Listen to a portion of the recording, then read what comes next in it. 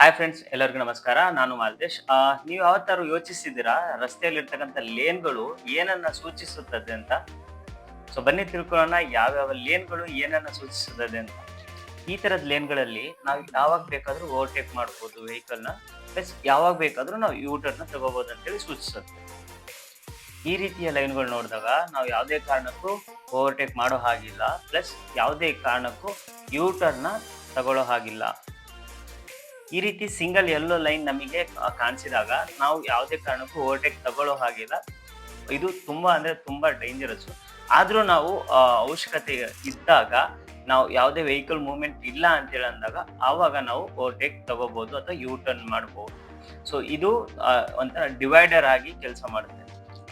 ಈ ರೀತಿಯಾಗಿ ಎಡ್ಜ್ ಅಲ್ಲಿ ಸಿಂಗಲ್ ಲೇನ್ ಕಾಣಿಸುತ್ತಲ್ಲ, ಆವಾಗ ಮಾತ್ರ ನಾವು ಯಾವುದೇ ಕಾರಣಕ್ಕೂ ಆ ಲೇನ್ ಅನ್ನ ದಾಟಿ ಸೈಡಿಗೆ ಹೋಗೋ ಹಾಗಿಲ್ಲ. ಯಾಕಂದ್ರೆ ಆ ಲೇನ್ ಇಂದ ಆ ಕಡೆ ರಸ್ತೆ ಇಲ್ಲ, ಡೇಂಜರಸ್ ಅಂತೇಳಿ. ಸೊ ಹಾಗಾಗಿ ಈ ರೀತಿಯ ಲೈನ್ಗಳಿದ್ದಾಗ ಸ್ವಲ್ಪ ಎಚ್ಚರಿಕೆಯಿಂದ ಇರಿ.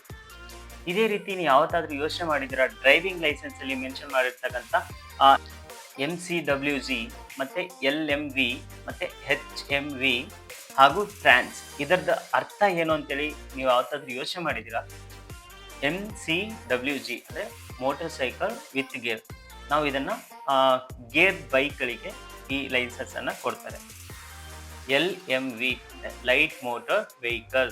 ಲೈಟ್ ಮೋಟಾರ್ ವೆಹಿಕಲ್ ಕ್ಯಾಟಗರಿಯಲ್ಲಿ ಯಾವ್ಯಾವ ಬರುತ್ತೆ ಅಂದ್ರೆ ಸ್ಕೂಟಿ ಆಗಲಿ ಅಥವಾ ಎಲೆಕ್ಟ್ರಿಕ್ ಗಾಡಿಗಳಾಗಲಿ ಅಥವಾ ವಿತೌಟ್ ಗೇರ್ ಇರುವಂತ ಮೋಟರ್ಗಳು ಯಾವಿರ್ತವೋ ಅದು LMV ಕ್ಯಾಟಗರಿಯಲ್ಲಿ ಬರ್ತವೆ.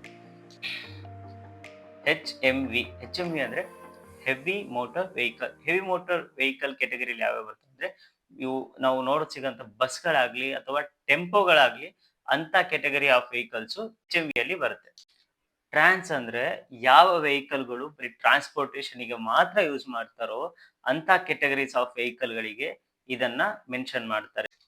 ಇವತ್ತಿನ ವಿಡಿಯೋದಲ್ಲಿ ಲೇನ್ ಮತ್ತು ಡ್ರೈವಿಂಗ್ ಲೈಸೆನ್ಸ್ ಅಲ್ಲಿ ಮೆನ್ಷನ್ ಮಾಡಿರ್ತಕ್ಕಂಥ ಕೆಟಗರೀಸ್ ಬಗ್ಗೆ ತಿಳ್ಕೊಂಡ್ವಿ ಅಂತೇಳಿ ನಾನು ಭಾವಿಸ್ತೀನಿ. ಇದೇ ರೀತಿಯ ವಿಡಿಯೋಗಳಿಗೋಸ್ಕರ ನಮ್ಮ ಯೂಟ್ಯೂಬ್ ಚಾನಲ್ ಸಬ್ಸ್ಕ್ರೈಬ್ ಮಾಡಿ ಹಾಗೂ ಇನ್ಸ್ಟಾಗ್ರಾಮ್ ಅಲ್ಲಿ ಫಾಲೋ ಮಾಡಿ. ಮತ್ತು ಈ ವಿಡಿಯೋ ನಿಮಗೆ ಇಷ್ಟ ಆದಲ್ಲಿ ನಿಮ್ಮ ಫ್ಯಾಮಿಲಿ ಹಾಗೂ ಫ್ರೆಂಡ್ಸ್ ಜೊತೆಗೆ ಶೇರ್ ಮಾಡಿ.